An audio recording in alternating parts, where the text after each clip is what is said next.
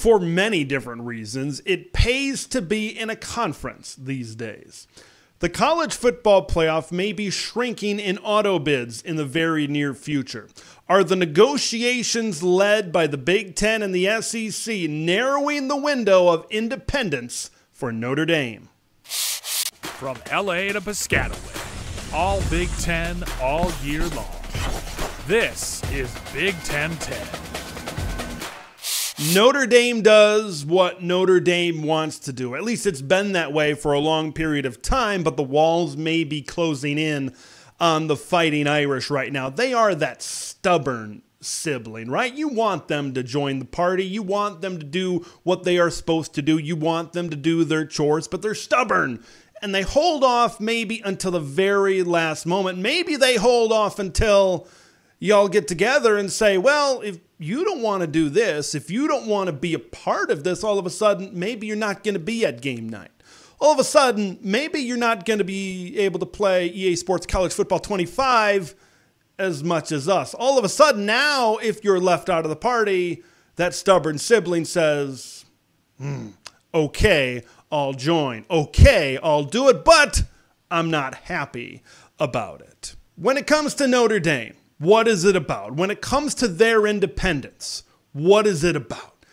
It's about two things, and current athletic director Jack Swarbrick has said this on many different occasions. The first one is, do they have a media deal for football, right? They have a media deal for their Olympic sports, but where does their TV deal land on the football side of things? They have that box checked. They signed a new deal with NBC. The second box that needs to be checked is, do we have a clear path? Are we involved in the conversation as it pertains to crowning a national champion? That is the college football playoff in today's day and age. And that box is kind of complicated. Let's kind of dive into that a little bit now, shall we? 12-team college football playoff. Of course, you have 5 conference champions and 7 at-large bids. Does Notre Dame have access into the college football playoff in a 12-team variety that's going to start into 2024 and also be played in 2025? Yes, absolutely they do.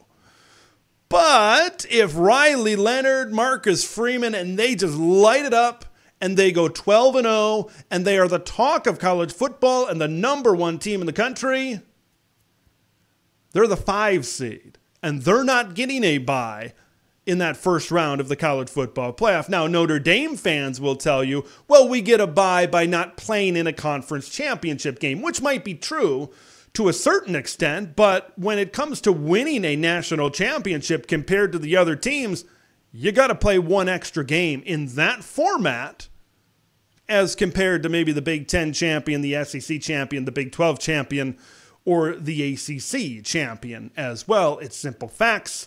And it's simple numbers. You got to win one extra game on the path to the college football playoff national championship game. Let's talk about the 14-team variety. 3 AQs for the Big Ten and the SEC has been proposed. 2 AQs for the ACC and the Big 12 as well. The G5 and 3 wild card bids throughout all of that. Now, it has been thrown around recently that the Big Ten and the SEC every single year from now until the sun explodes would be the 2 first-round buys. Once again, if this team is slinging it all around, and if Notre Dame is the #1 team of the country, where do they fit seed-wise? We don't know. The 2026 format is still pretty muddy. It's still pretty unclear how it's all going to shake out with seeding. But there's an opportunity that the SEC and the Big Ten really throw their weight around, and Notre Dame might be seeded pretty low. Maybe they're even playing a road game in the first round of the playoff. We just don't know how that's going to end up. That is very unlikely that that would happen. That would be pretty crazy. That would be pretty ridiculous, but all bets are off. I think you know that. I think I know that in these current college football playoff negotiations. I don't believe seeding, I don't believe placement within the college football playoff is going to drive Notre Dame into a conference. Yahoo Sports' Ross Dellinger has said in a 14-team proposal, as long as Notre Dame is ranked in the top 14 in the CFP rankings at the end of the year, they're going to get a spot into the playoff. So that second box is technically checked. So they have a path into the playoff, and they have a path to win a national championship on the football field. But it's been awfully quiet, hasn't it, the last week or so, as it pertains to this college football playoff and what it's going to look like for 2026 and beyond. We saw Andy Staples of On3 release a super league of sorts, and that's been talked about. A breakaway is another buzzword that's been thrown around as well. What if that becomes more of a reality? Okay, what if the SEC and the Big Ten Advisory Committee really turns into the evil empire that I mentioned earlier in the week in the channel, and all of a sudden, that Super League and that breakaway maybe becomes more of a reality, and the SEC and the Big Ten just go off and do their own thing. Yeah, Notre Dame is going to want to be a part of that. But drifting from that hypothetical to maybe things that are actually happening right now and maybe things that are a little bit more realistic, there are two things, two scenarios, two circumstances that I believe could drive Notre Dame away from independence and into our beloved Big Ten Conference. The first one is not going on in South Bend, Indiana. It's not happening on the field anywhere. Heck, it's not even happening in athletic directors' offices or presidents' offices across the country. It's happening in courtrooms.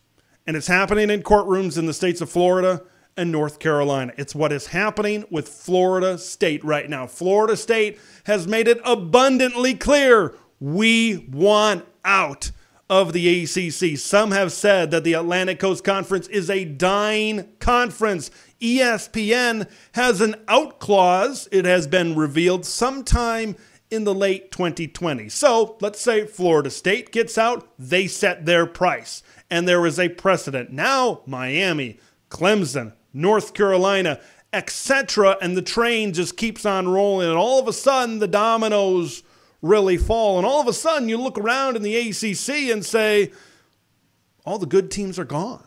Now what has happened to Notre Dame's schedule? Now what has happened to the value of that NBC deal that they just signed? You got to think that NBC had certain expectations of the Miamis, of the Florida States, of the Clemsons, of the Carolinas, and teams like that. Now all of a sudden, with those teams not there in the ACC anymore, all of a sudden things change. And if the ACC is a essentially good group of five conference led by the likes of Syracuse and Georgia Tech, that affects Notre Dame's standing within the world of college sports and in the world within college football. Now, Notre Dame, throughout the course of their history, hasn't exactly been enamored with making the most money. They have valued their history. They have valued their tradition. They have, of course, valued their independence. Now, they do have, and they make a lot of money by being that big-time product on NBC over the year, and their brand growth has really grown over time because of that.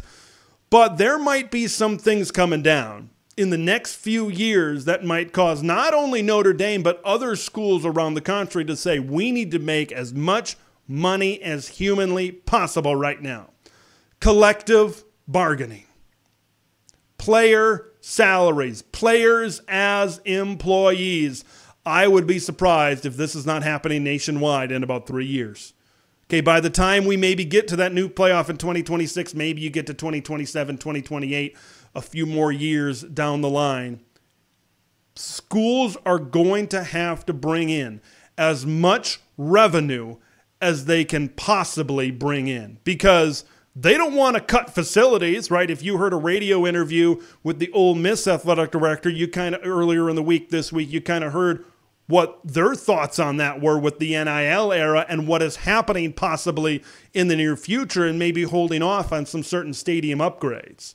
Okay, when you talk about stadium and when you talk about facilities, when you talk about salaries, right, with some folks at the school, that is going to be affected. Now, all of a sudden, in the past where Notre Dame says we value our brand on NBC, we value having all of our home games on national television, now all of a sudden the focus turns to we need to be able to bring in as much revenue as possible, because we got to pay 85 football players, we got to pay 15 men's and women's basketball players, we got to play volleyball players, we got to pay baseball and softball players and all of these sports. Now all of a sudden, an athletic budget looks a lot differently, and when Notre Dame looks around the room, they look to their buddies in the Big Ten. They look to their buddies, the conference that houses Michigan, the conference that houses Purdue, the conference that houses Michigan State and USC. All of Notre Dame's rivals exist within the Big Ten Conference. It might take a few years. It might not happen immediately.